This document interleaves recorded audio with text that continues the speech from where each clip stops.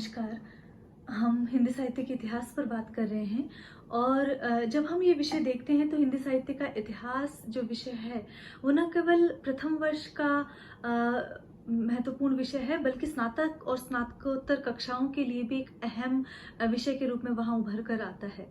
यूं हिंदी साहित्य का इतिहास हिंदी साहित्य के विद्यार्थियों के लिए पढ़ना अनिवार्य विषय वस्तु की तरह है। देखिए, जब हम हिंदी साहित्य के इतिहास को देख रहे हैं तो हम इसके आदिकाल पर सतत बात कर रहे हैं और आदिकाल पर बात करते हुए हम इसका परिसीमन देख चुके हैं। इसके काल विभाजन की जो सूचकांक है उन पर बात की जा चुकी है और उसके नामकरण पर हम चर्चा कर चुके हैं। आदिकालीन साहित्य क्या है, आदिकाल नाम क्यों दिया गया, हजारी प्रसाद द्विवेदी द्वारा जो नाम दिया गया वो सर्वमान्य क्यों हुआ, क्योंकि विभिन्न जो प्रवृत्तियां हैं जो साहित्य में उत्तरोत्तर हम कालों में देखते हैं, सभी कालों में वहां पर ये बीज रूप में उपस्थित रहती है। और इन प्रवृत्तियों में कोई भी एक प्रवृत्ति वहां पर बहुत अधिक मुखर रूप में नहीं दिखाई देती है। सभी प्रवृत्तियां लगभग कमोबेश एक साथ चलती हुई दिखाई देती हैं। तो इन्हीं प्रवृत्तियों में हमने सिद्ध, नाथ, जैन और हमने लौकिक काव्यधारा, इन सभी काव्यधाराओं की बात की और इस पर सतत बात करते चल रहे हैं। इन काव्यधाराओं पर जब हम बात कर रहे हैं तो हमने सिद्ध और नाथ साहित्य की हम बात कर चुके हैं।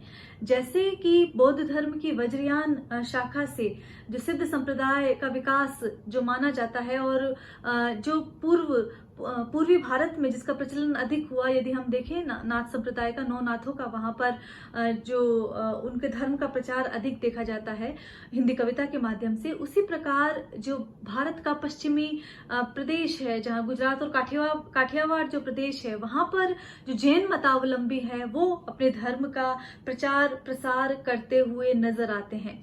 तो हिंदी के आदिकालीन साहित्य में जैन साहित्य की परंपरा क्या रही है, उसका क्या निवेश है और किस प्रकार वो परवर्ती साहित्य के लिए एक पूर्व पीठिका तैयार करता है, वो हम बात करेंगे।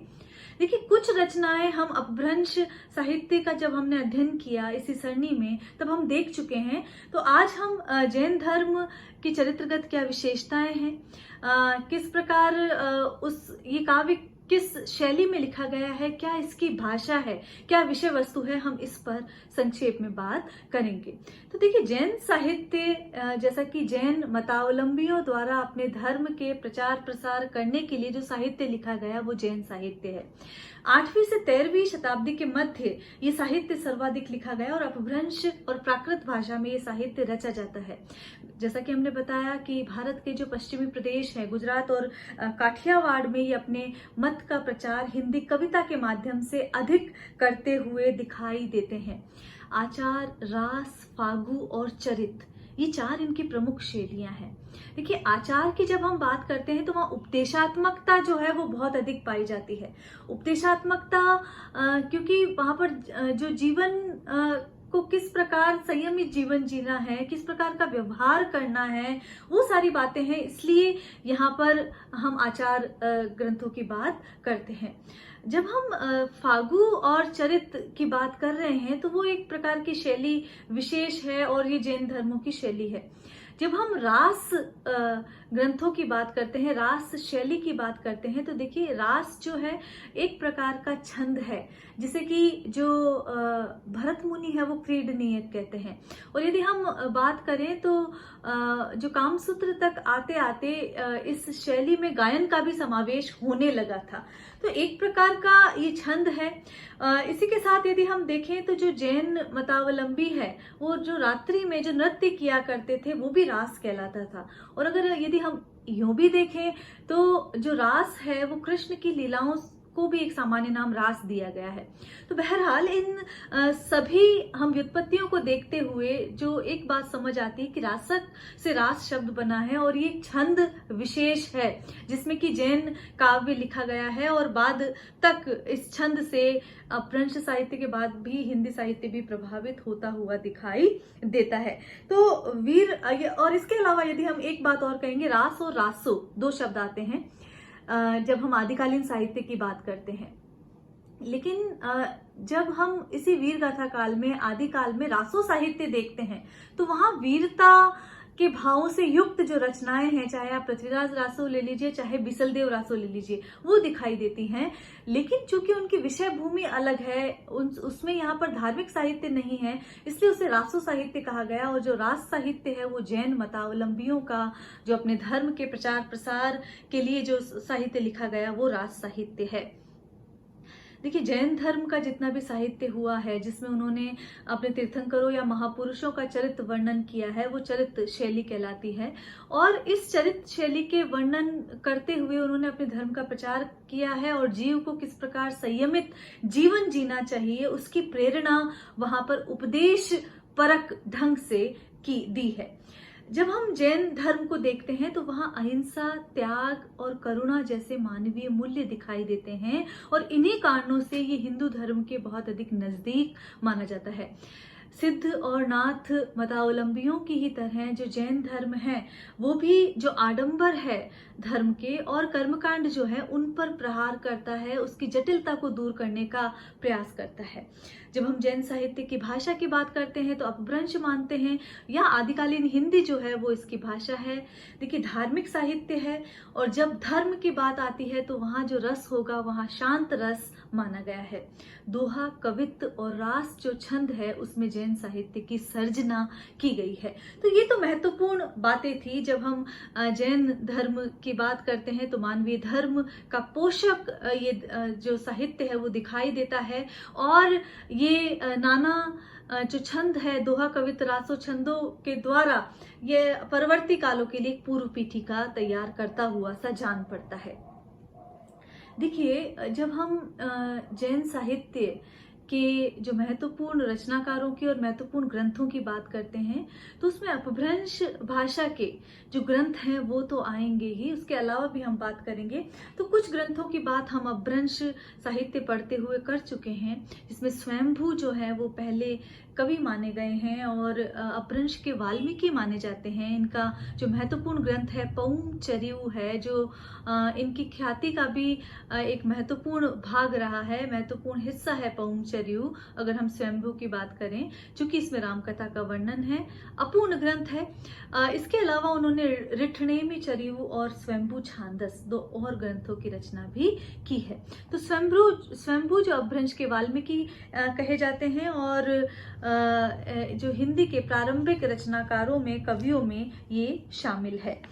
तो राम के चरित्र को विस्तार करने के लिए इन्होंने जो ग्रंथ लिखा है पौम चरिऊ, से जैन रामायण भी कहा जाता है। जो दूसरे महत्वपूर्ण कवि है, इसे अपभ्रंश के कवि भी कहिए और जैन कवि भी कहिए, वो है पुष्पदंत, जो कि 10वीं शताब्दी के आसपास अवतरित होते हैं और महापुराण जैसे ग्रंथ की रचना करते हैं, जिसमें 63 महापुरुषों के जीवन चरित्र का वर्णन है। इन्हें अपभ्रंश भाषा का व्यास भी कहा जाता है, और इनके जो अन्य महत्वपूर्ण ग्रंथ हैं वो जसहर चरिऊ और नय कुमार चरिऊ माने जाते हैं। तो ये पुष्पदंत की हमने बात की। देखिए, पुष्पदंत के ग्रंथों में प्रकृति जो सौंदर्य है वो भी देखी जाती है। धार्मिक और चरित्र वर्णन तो है ही, लेकिन प्रकृति सौंदर्य का चित्रण भी यहाँ देखा जाता है। तो इस प्रकार यदि हम कहें, सेनापति के काव्य में जो प्रकृति चित्रण आदि हो रहा है उसकी पूर्व पीठिका भी हमें आदिकाल में मिलती है और वो पुष्पदंत के ग्रंथों से ही प्रारंभ हो जाती है। तो ये कोई अतिशयोक्ति नहीं होगी।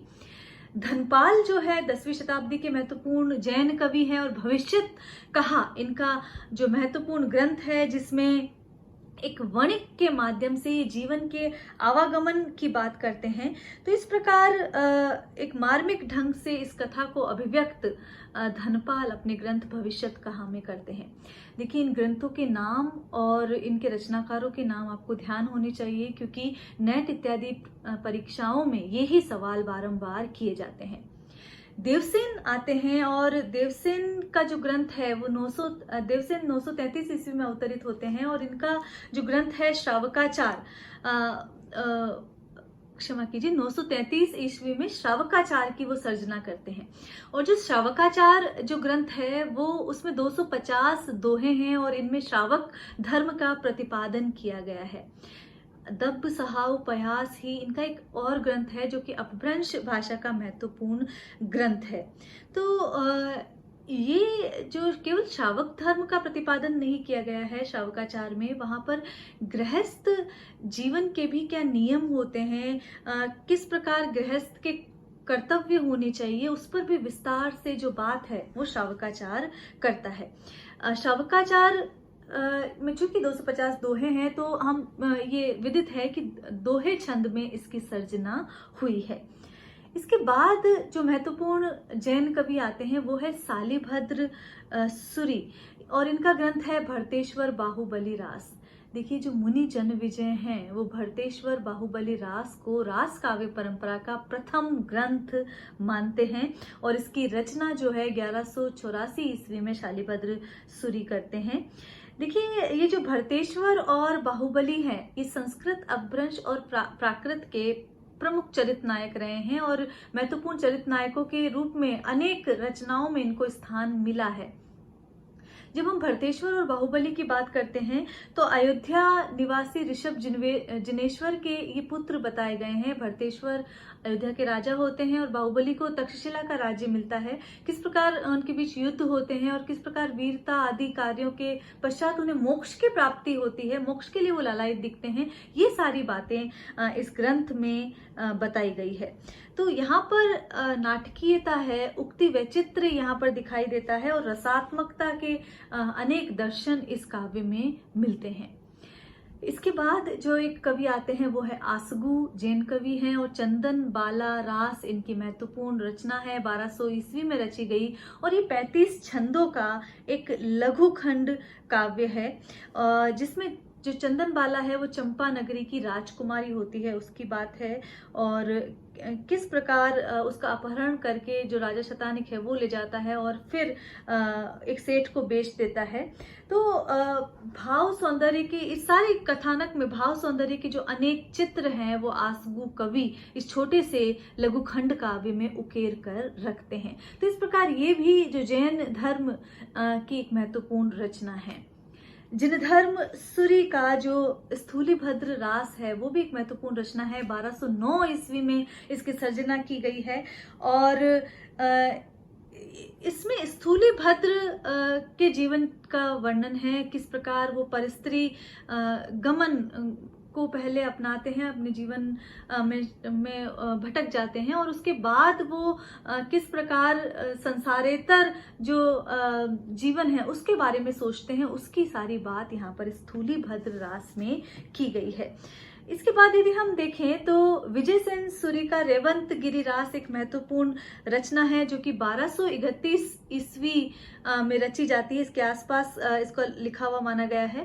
तो इसमें जो तीर्थंकर नेमिनाथ हुए हैं उनकी प्रतिमा का जिक्र है, और रेवंत गिरी जो तीर्थ है उसका भी वर्णन विजय सेन सूरी ने किया है। तो ये बात ध्यान रखें, विजय सेन सूरी जो है रेवंत गिरी रास ग्रंथ लिखते हैं, और नेमिनाथ जो तीर्थंकर है उस पर उन्होंने चरित लिखा है। सुमति गणी 1213 ईस्वी में नेमिनाथ रास लिखते हैं, और ये 58 छंदों में लिखा गया है। ये भी नेमिनाथ जो तीर्थंकर है उन्हीं पर आधारित ये चरित काव्य भी लिखा गया है। इसी तरह जो अन्य जैन कवि है उसमें सोमप्रभ सूरी आते हैं जो कि 1184 ईस्वी में कुमारपाल प्रतिरोध लिखते हैं, और प्राकृत भाषा में ये गद्य पद्यमय रचना है। यहाँ पर चंपू काव्य की श्रेणी में आप कह सकते हैं गद्य पद्यमय रचना है, और इसमें अपभ्रंश के कुछ बहुत अधिक प्राचीन पद्य भी मिलते हैं, ये बात आप ध्यान रखें। तो सोमप्रभ सूरी की हमने बात की। फिर हम जिस जैन कवि की बात कर रहे हैं तो उसमें जैनाचार्य मेरुतुंग आते हैं जो कि 1304 ईस्वी में प्रबंध चिंतामणि जैसा ग्रंथ देकर जाते हैं, जिसमें कि जो पुराने राजाओं के जो आख्यान हैं वो वर्णित वहां पर किए गए हैं। तो इसमें जो राजा भोज है, राजा मुंज कवि हैं, उनके पद्य भी यहाँ पर उद्धृत है, इसलिए ये उल्लेखनीय है। तो देखिए, ये हमने बात की जैन कवियों की। तो जब हम अपभ्रंश में रचित यदि अन्य ग्रंथ देखें तो वहां पर अब्दुल रहमान का संदेश रासक भी आएगा, तो राम सिंह का पाउडा, दोहा भी आएगा, जो इंदु का योगसार भी और परमात्म प्रकाश भी आएंगे। तो ये सारे ग्रंथ भी वहां पर शामिल होंगे, जिसमें हेमचंद्र का शब्दानुशासन भी होगा। लेकिन हम चूंकि अपभ्रंश साहित्य की बात कर चुके हैं, तो हम सिर्फ जैन कवियों की बात यहाँ पर करेंगे। तो यदि इन सभी जैन कवियों को देखें तो ये भाषा के अच्छे ज्ञाता थे और उच्च कोटि के कवि थे। तो इन्होंने जो जीवन को बहुत करीब से देखा और किस प्रकार जो जीव है नाना कर्मों से गुजरते हुए मोक्ष तक पहुंचता है, उसकी बात हमने जो जैन कवि है वो इन सभी ग्रंथों में, अपने काव्यों में करते हुए नजर आते हैं। देखिए, जब हम जैन काव्य की बात करते हैं तो द्विवेदी जी इसके लिए एक उदाहरण देते हैं। कहते हैं वो कि वस्तुतः छंद, काव्यगत रूप, वक्तव्य वस्तु, काव्य रूढ़ियों और परंपरा की दृष्टि से ये साहित्य अपभ्रंश का ही बढ़ाव है। तो चूंकि अपभ्रंश और प्राकृत का बहुत अधिक दखल देखने को मिलता है, तो अपभ्रंश साहित्य और जैन साहित्य के बीच एक यदि सीमा रेखा खींचने का काम किया जाए तो वो बहुत मुश्किल सा प्रतीत वहां पर होता है। तो इस दृष्टि से यदि हम देखें तो जो जैन काव्य की जो साहित्यिक परंपरा है वो परवर्ती कालों के लिए एक महत्वपूर्ण आधार भूमि वहां पर खड़ी करती है। तो पृष्ठभूमि के रूप में तो योगदान देती है।